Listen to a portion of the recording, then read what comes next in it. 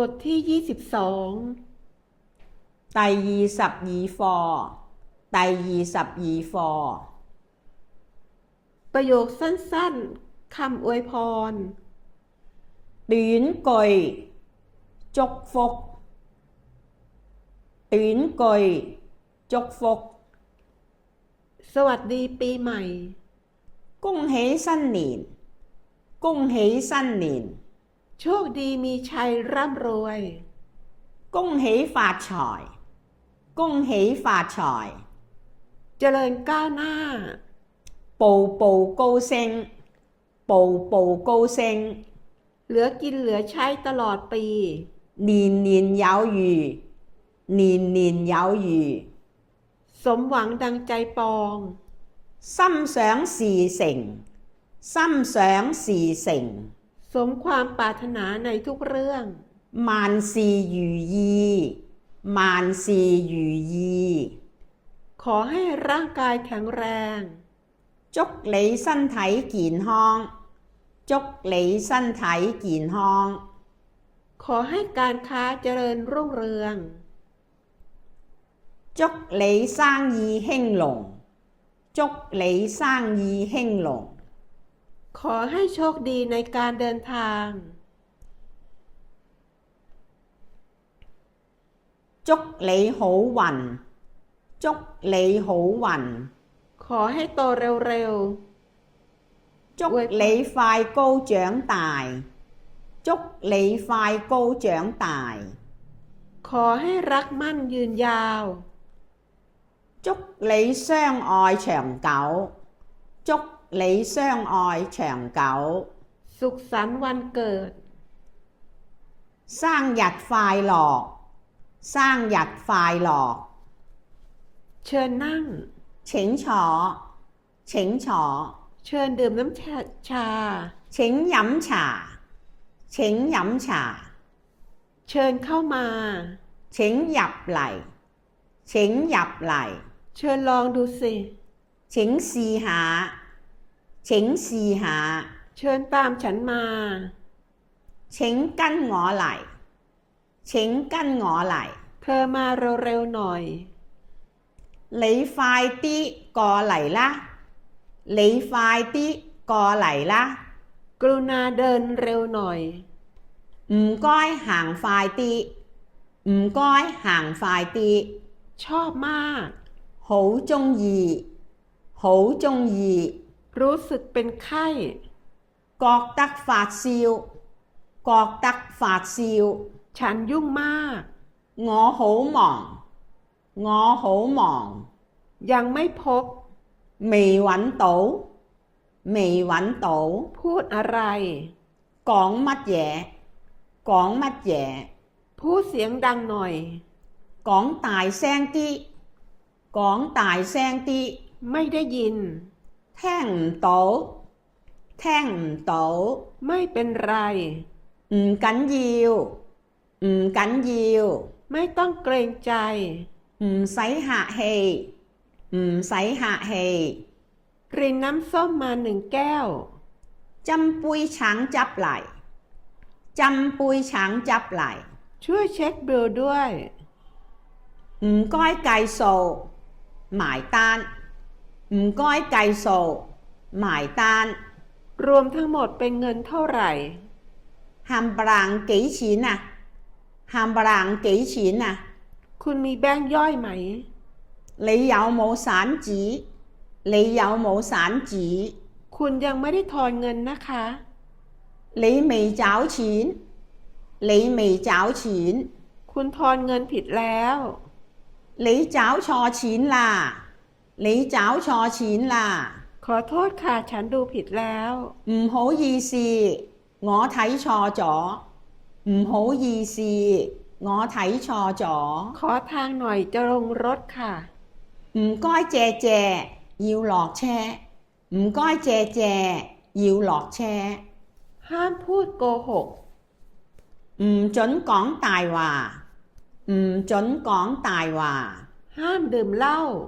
唔准飲酒唔准飲酒ห้ามสูบบุหรี่唔准食煙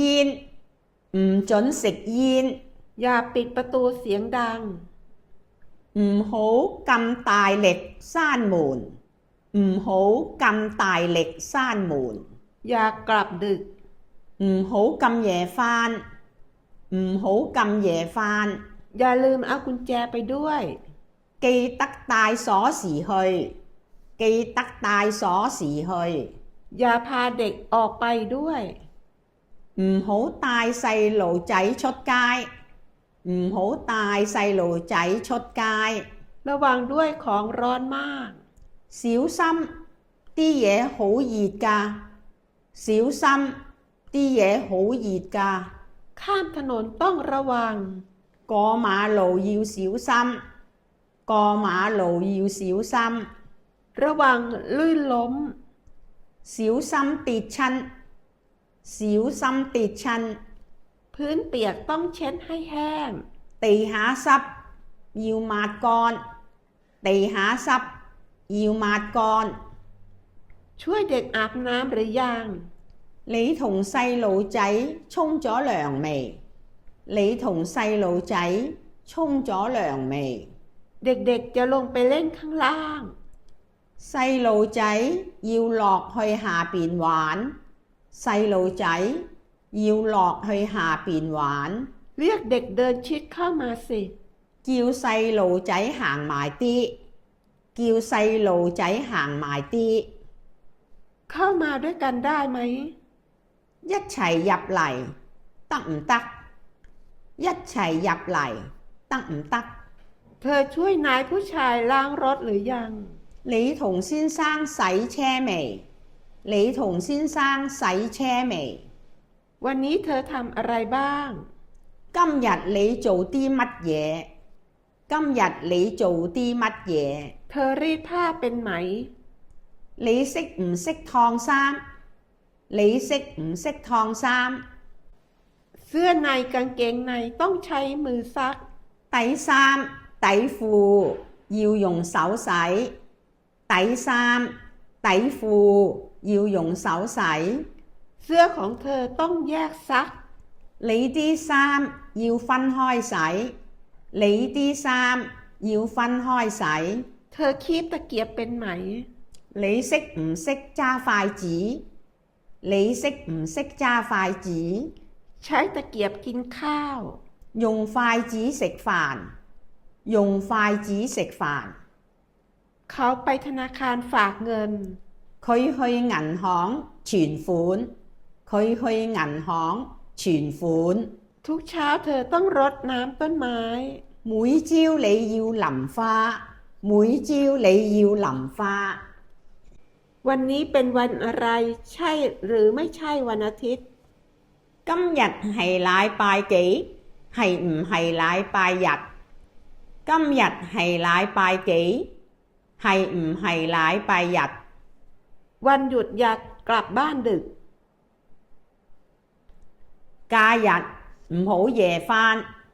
假日唔好夜返。เวลาไปเที่ยวระวังหลงทาง出去玩嘅時候小心蕩失路。出去玩嘅時候小心蕩失路。รถคันนี้ไปการูนซิตี้ใช่ไหมคะ呢架車係唔係去九龍城㗎？呢架車係唔係去九龍城㗎？เธอดูเหมือนไม่สบายนะ你好似唔舒服咁，你好似唔舒服咁。งานมากมายวันหนึ่งทำไม่หมด咁多嘢做，一日做唔晒。咁多嘢做，一日做唔晒。วุ่นวายจังพายุกำลังเข้ามา好亂啊！打風嚟緊，好亂啊！打風嚟緊。แย่แล้วฉันไม่ได้พกร่มมาด้วย弊啦！我冇帶遮嚟。弊啦！我冇帶遮嚟。จะมีพายุเบอร์8ไหม會唔會掛8號風球？會唔會掛8號風球？รายงานอากาศวันนี้กี่องศา天氣報告今日幾多度？天氣報告今今日幾多度วันนี้หนาวมากช่วยใส่เสื้อให้เด็กมากหน่อย今日好凍同細路仔着多件衫今日好凍同細路仔着多件衫เวลาเปลี่ยนเสื้อผ้าให้เด็กต้องปิดแอร์กับพัดลม同 BB 換衫要熄冷氣同風扇同 BB 換衫要熄冷氣同風扇เธอไปช่วยฉันซื้อของได้ไหม你同我去買啲嘢好唔好啊你同我去買啲嘢好唔好啊ฉันไปตรงนั้นเธอเฝ้าของนี้ไว้我去嗰邊你要睇住啲嘢我去嗰邊你要睇住啲嘢เพื่อนของเธอก็คือเพื่อนของฉัน你個朋友即是我個朋友你個朋友即是我個朋友เพื่อนของฉันเพิ่งจะมาจากเมืองไทย我朋友啱啱喺泰國嚟我朋友啱啱喺泰國嚟เธอช่วยฉันเรียกเขามาที่นี่ได้ไหม你同我叫佢嚟呢度得唔得你同我叫佢嚟呢度得唔得คุณเห็นหนังสือพิมพ์ฉบับวันนี้ไหม你有冇睇見今日嘅報紙你有冇睇見今日嘅報紙ช่วยเอาเงินกับคุณผู้หญิงไปซื้อหนังสือพิมพ์มา同太太攞錢去買份報紙嚟同太太攞錢去買份報紙嚟เช้านี้คุณผู้หญิงอยากทานข้าวต้มหรือว่าขนมปัง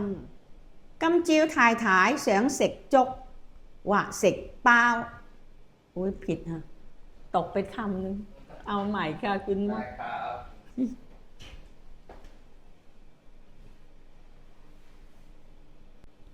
เช้านี้คุณผู้หญิงอยากทานข้าวต้มหรือว่าขนมปัง今朝太太想食粥或食麵包今朝太太想食粥或食麵包ค่อยๆเลือกคุณเลือกอันไหนล่ะ慢慢揀你揀邊個啊慢慢揀你揀邊個啊เธอต้องลุกขึ้น